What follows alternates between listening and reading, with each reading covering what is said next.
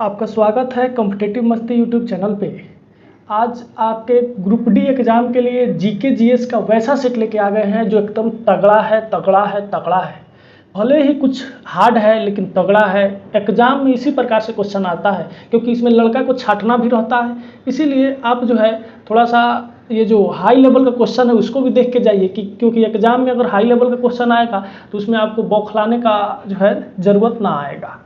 चलिए, पहला क्वेश्चन बोल रहा है कि निम्न में कौन सा तत्व पौधों में जल और कैल्शियम के अवशोषण को बढ़ाता है। मैग्नीज क्लोरोफिल में रहता है। क्लोरोफिल में क्या रहता है बउआ? मैग्नीज रहता है। और आपका बोरोन, मोनोसाइड, मोल्बेडेनियम क्या होता है बउआ? बोरोन जो होता है वह पौधों को जल और कैल्शियम के अवशोषण को बढ़ाता है, यानी पहला का बी ऑप्शन सही है। द्विपद का प्रयोग कहाँ पे किया जाता है? तो प्रभाजी आसवन एक विधि है। प्रभाजी आसवन विधि है जिसमें पेट्रोलियम को डीजल से पेट्रोल को अलग किया जाता है। इसमें क्या किया जाता है? जैसे ये पेट्रोलियम हो गया, इसको नीचे से गर्म किया जाएगा और ये जो है यहाँ से एक पाइप निकाल दिया जाएगा। जैसे ही आपका पेट्रोल उड़ने को होगा, भाप बन के उड़ेगा तो इससे निकल जाएगा। फिर थोड़ा सा ऊपर जो है डीजल को कर दिया जाएगा, क्योंकि डीजल का जो है बॉइलिंग पॉइंट थोड़ा सा ऊपर होता है तो उसको अलग बीकर में रख लिया जाएगा। तो इसी प्रकार से क्या किया जाता है? पृथक्करण किया जाता है प्रभाजी आसवन में। वही बोल रहा है कि द्विपद का प्रयोग किसके लिए किया जाता है? अधिमिश्रण, स्पंदन, विस्तारण, शुद्धिकरण। किसके लिए हुआ? शुद्धिकरण या पृथक्करण के लिए। दूसरा का डी ऑप्शन सही है। निम्न में कौन सा कथन सही नहीं है? ध्वनि एक सीधी रेखा में गमन करता है, सही है। ध्वनि लहर का रूप होता है, हाँ ध्वनि लहर है। या कौन लहर है बउआ? तो अनुदैर्ध्य लहर है, अनुदैर्ध्य लहर है। इसको जो है गति करने के लिए माध्यम की आवश्यकता पड़ती है। सबसे ज़्यादा ध्वनि जो है ठोस में चलता है, उसके बाद द्रव में, और गैस में जो है बहुत कम, गैस में बहुत कम। ध्वनि ऊर्जा का एक रूप होता है, तो हाँ ध्वनि ऊर्जा का रूप है ही। ध्वनि हवा की तुलना में निर्वात में तेजी से चलता है। हवा छोड़िए, निर्वात में ही तो चलता ही नहीं है। क्या हो जाएगा हम लोग का? तीसरा का डी ऑप्शन सही है। प्रकाश की एक किरण कांच से, हवा से कांच में प्रवेश करता है तो क्या होता है? हवा जो है विरल माध्यम है, विरल माध्यम है, और कांच जो है क्या है? सघन माध्यम है, सघन माध्यम है। ये है अभिलंब, तो जैसे ही इसमें से आएगा तो अभिलंब की तरफ मुड़कर चलने लगेगा और इसका तरंग दैर्ध्य क्या हो जाएगा बउआ? घट जाएगा, तरंग दैर्ध्य घट जाएगा। ऑप्शन कह रहा है कि इसकी तरंग दैर्ध्य घटती है, इसकी तरंग दैर्ध्य बढ़ती है, इसका आवर्तवर्त बढ़ती है। तरंग दैर्ध्य और आवृत्ति में कोई बदलाव नहीं होता है, केवल क्या होगा? तरंग दैर्ध्य आपका घट जाएगा, जिसे अभिलंब की तरफ मुड़कर चलने लगेगा। आप खुद सोचिए, आप हवा में हाथ चलाते हैं तो ज़्यादा दिक्कत नहीं होता है, यही हाथ अगर आप पानी में चलाने लगे तो दिक्कत होगा। वही बात यहाँ पे हो जाता है। आगे बोल रहा है कि निम्न में कौन सी लकड़ी खुली हवा में रखने पर जल्दी से खराब हो जाएगा? नरम लकड़ी, रेशेदार लकड़ी, गीली लकड़ी, कठोर लकड़ी। कौन लकड़ी हो जाएगा बउआ? गीली लकड़ी, यानी भींजी हुई लकड़ी को अगर आप एती में रखते हैं, हवा में रखते हैं, तो वो बहुत जल्दी सड़ जाएगा। निम्न में कौन सा एक एंटीबायोटिक, एक बड़ा एंटीबायोटिक स्पेक्ट्रम है?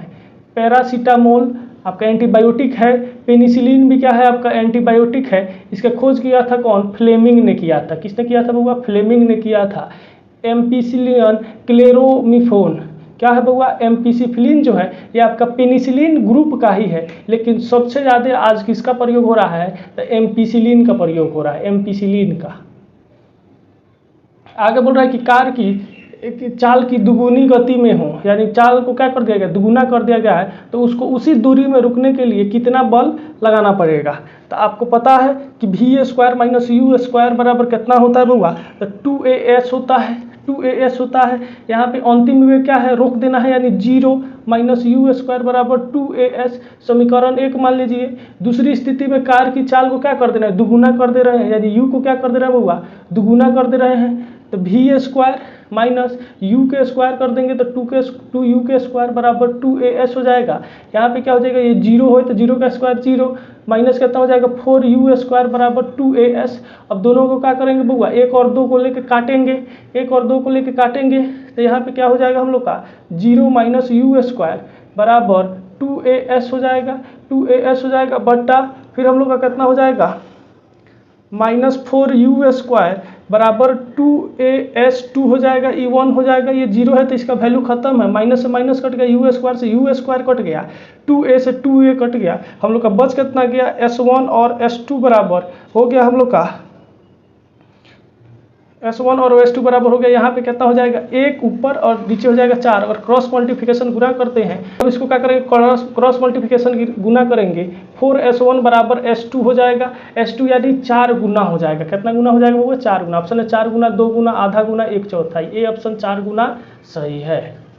आगे बोल रहा है कि निम्नलिखित में किसका आयाम जो है, आयाम मतलब होता है बीमा आवेग के बराबर होता है। तो आवेग का ये मात्रा कितना होता है, तो केजी मीटर प्रति सेकेंड होता है। अगर इसका बीमा निकालेंगे तो केजी मास के लिए, ये मीटर जो है लेंथ यानी लंबाई के लिए, और आपका समय जो है ये सेकेंड के लिए, और इन्वर्स यानी प्रति के लिए इन्वर्स प्रयोग करेंगे।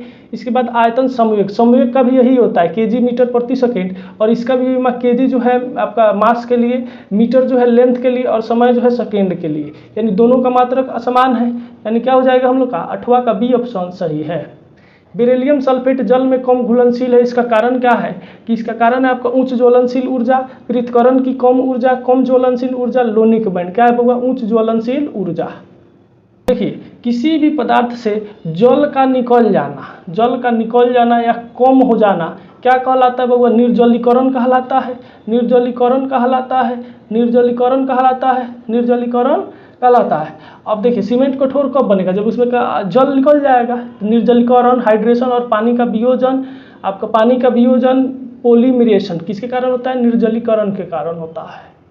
जब एक धातु के छल्ले को गर्म किया जाता है तो इसका छेद फैलता है, सिकुड़ता है, या इसके व्यास के अनुसार फैलता या सिकुड़ता है, या अपने विस्तार के गुणांक के अनुसार फैलता या सिकुड़ता है, केवल फैलता है।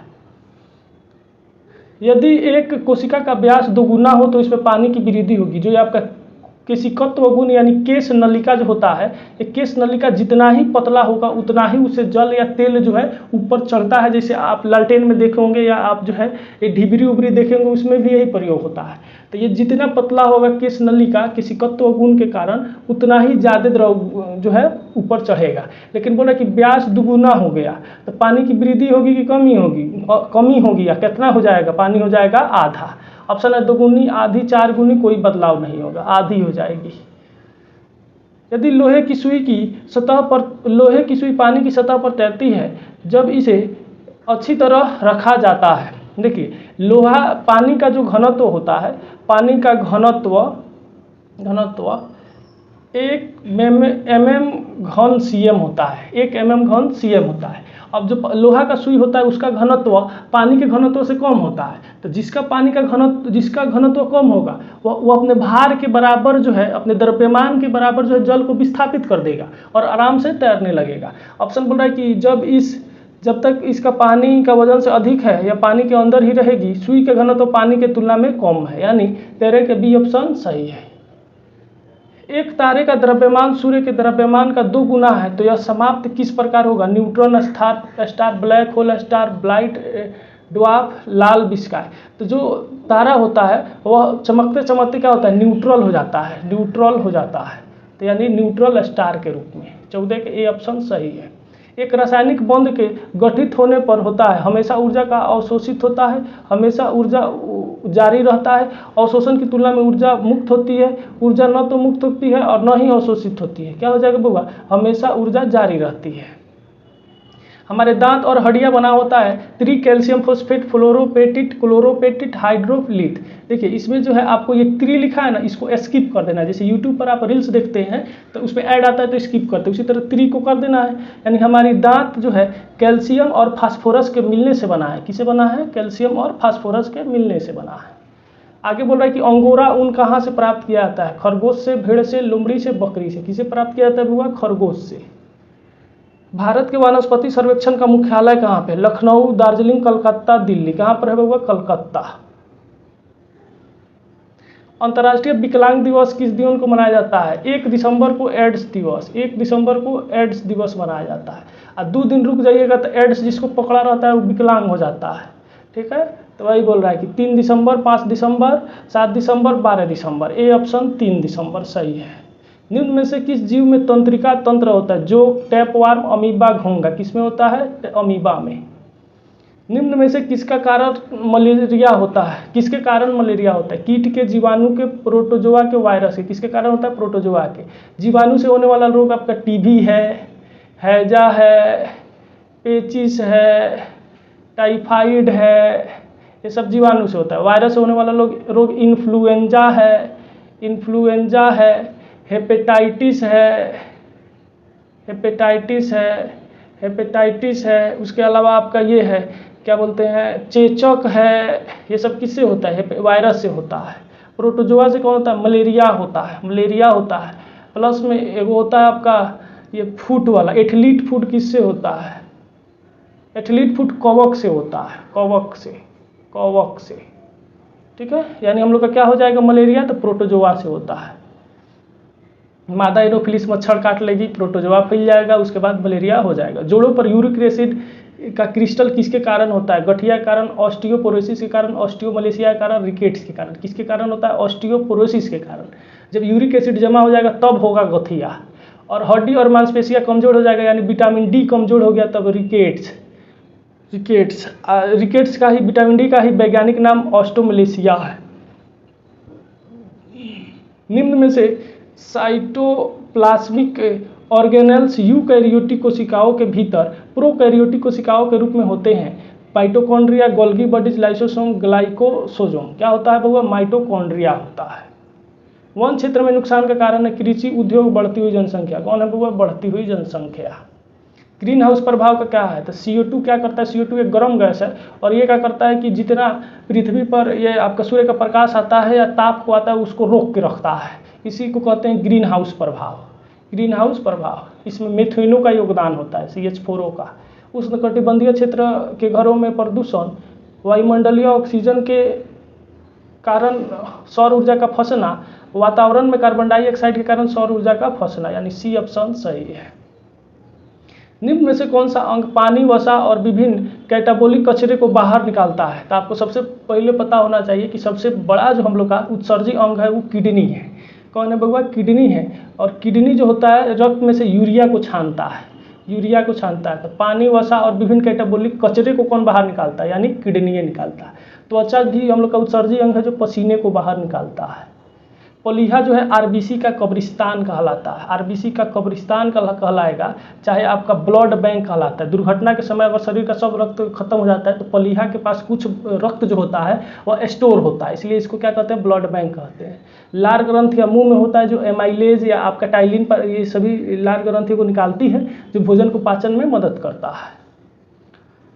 कारों से निकलने वाला प्रदूषक जो मानसिक बीमारी का कारण बनता है, लेड, सीसा, NO2, SO2, Hg। कौन है बउआ? SO2 है, सल्फर डाइऑक्साइड। हालांकि लेड जो सीसा होता है इससे भी जो है मानसिक बीमारी होता है, लेकिन अब ये बंद हो गया है। अब जितना पेट्रोल डीजल मिलेगा वो लेड रहित है, यानी सीसा रहित तेल मिलता है। एक परमाणु में प्रक्रमी इलेक्ट्रॉन की ऊर्जा नकारात्मक होती है, शून्य से ऊपर कभी भी नहीं हो सकती, कभी सकारात्मक नहीं होती। तो परमाणु में जो आपका इलेक्ट्रॉन होता है वो हमेशा ऋणात्मक होता है। परिक्रमी इलेक्ट्रॉन का मान कितना होता है? ऋणात्मक होता है। उस पर चार्ज कितना? -1.6 × 10⁻⁻⁻⁰ कूलम्ब होता है, इसलिए हमेशा नेगेटिव होता है, यानी कभी सकारात्मक नहीं होता है। क्वेश्चन में आपको जो है बातों बातों में फंसा रहा है। चालली बैंड इलेक्ट्रॉन छेदों से अधिक गतिशील होते हैं क्योंकि वे हल्के होते हैं, कम अंतराल में टक्कर महसूस करते हैं। क्या करते हैं? कम अंतराल में टक्कर महसूस करते हैं।